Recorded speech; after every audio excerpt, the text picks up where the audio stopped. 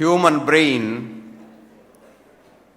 wrote Mark Twain, is a wonderful organ which starts to function from the time you're born, only to stop when you stand before an intellectual audience to speak.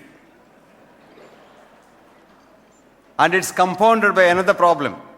I'm told there are three most difficult things a man can attempt to do in life, I believe, which I don't know if Raju caught it. The first is trying to climb a fence which is leaning towards you. Straight fence, you can always. Vertical fence, you can climb. Second is trying to kiss a girl who is leaning away from you. And the third is trying to speak after brilliant speakers like Arun, Raju, and Madam Abba. Don't you think I am in a pitiable position standing here? Ladies and gentlemen, let me thank all of you for your love. Whatever awards you have given, they have only humbled me more, and they have increased my responsibility. I always believed that reputation is what the world thinks of you, but character is what you are.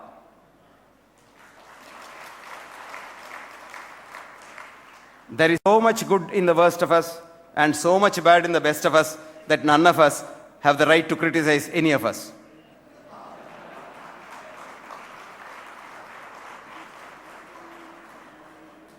I must thank your governor. In fact, he didn't know me at all, and he called me and said, "You must come for my conference," which was a pleasant surprise. I felt happy. I didn't bargain for this kind of an audience and this kind of speakers preceding me. Anyway, here I am, and it's my duty, ladies and gentlemen, to listen to you, to talk to you this morning. And it's yours to listen to me. But let's have a contract, because we are teachers. We go by the calendar, not by the clock. If any one of you in the audience has finished his or her duty before I seem to have finished mine, raise a hand, my speech will stop. Because I always believed in what Thomas Jefferson once wrote. When he became the president of America, his uncle told him, "Thomas, you are a great speaker. But remember, as a president, you have to follow these three rules. Stand up, speak up, and shut up." Friends, Rotary is a great organization. As your international president's representative told you, you have made a difference in people's lives. I am very happy. Congratulations, Godspeed, and good luck for the future. Having listened to the three speeches preceding me, I was thinking of talking to you my mind from my heart.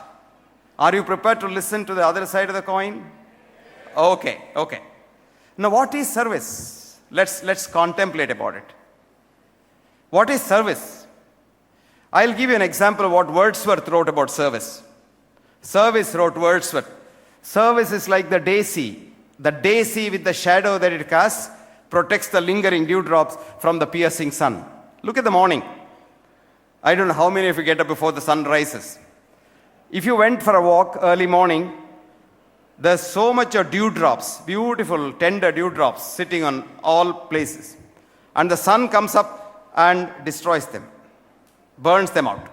But this little flower, daisy, what does it do? It doesn't join the Rotary Club or Lions Club, but it just does its duty of opening up in the morning.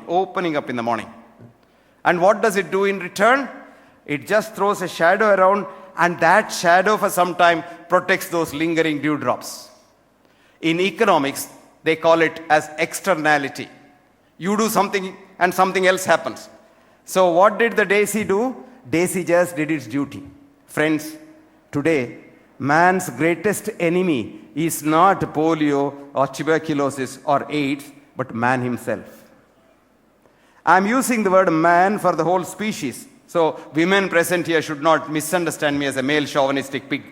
I'm using man for humankind because it's an easier word, saves some energy each time saying humankind or a man or a woman. So pardon me. Why has man become man's own enemy? Economists did wonderful studies to find out if man basically is hardwired to be compassionate. Is he altruistic? Two economists did it. In 2002, they got the Nobel Prize. See, this is how the Nobel Prize goes. Vernon Smith and John Cannon. What did they do? They did experiments called, now everything is in experiments now. Everybody thinks science is a great thing, so let's do experiments. Economists also said, we'll do experiments, lab experiments. So they did lab experiments. They went to the stock market and tried an experiment called dictator experiment, ultimatum experiment, two experiments. I won't read the details because Raju hasn't given me enough time to go into the details. And with these experiments, they found out that man is truly altruisticus. They called him Homo altruisticus, hardwired to be kind, like all Rotarians. You know, you gave 375,000 American dollars to the Rotary Foundation. Godspeed, good luck. Very nice. So you're all altruistic. But there was in the same department of economics in Chicago University a different pedigree of an economist who has come from real bottom. You know, normally these professors of economy in American universities come from a pedigree of teachers, great people, rich people and all. Here was a lorry driver's son, a truck driver's son. His name was John List. John List, with great difficulty, was accepted at the University of Chicago after having taught economics in various other universities, though he had brilliant credentials to be professor of economics. But the higher pedigree people wouldn't touch him, you know, like our untouchability, which is there in America as well, but in a different kind, that's all. They don't call it the same name that we call. Now, John thought there is something amiss in this experiment. So he repeated the same dictator ultimatum experiments in real life. Instead of having this kind of an observed thing where everybody was watched as to what they do, he went to the real stock market and tried to see how the agents rip off the customers and how everybody is cheated day in and day out. So he came out with a beautiful paper, much more scientific than the paper of Vernon Smith and probably Cannon. And this was published in the most respectable journal. But poor John List never got the Nobel Prize. He didn't really come up to that. And what happened? He showed man is really, really Homo economicus. He wants to make money for himself. He doesn't want to share it with others. Of course, Arun is right. He quoted some other scriptures. I'll tell you the Isha Upanishads, which said, Isha vasam idam sarvam.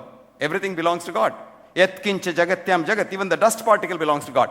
But tena tyaktena bunjitaha. Rejoice in giving. Rejoice in giving. Magridam kasyasvidam dhanam. Don't be avarice, greed, jealousy. These are not good things. All this is fine in philosophy.